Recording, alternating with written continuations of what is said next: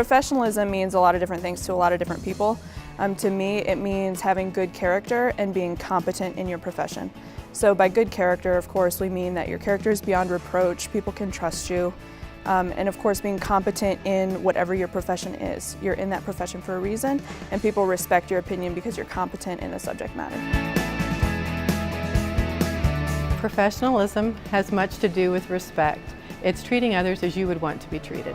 Dressing professionally is extremely important when thinking about professionalism. I always recommend dressing conservatively, for sure, at job fairs or even at the beginning of the application process, or even when you first start in a job. But making sure that you look the part is important, and it also helps you to develop that sense of, I am a professional and I should be treated as such.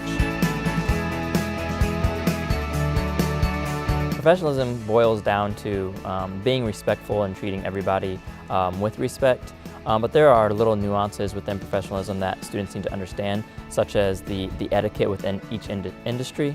So construction professionalism might look a little bit different than marketing, and so being able to understand what is professional etiquette within each specific industry is being professional.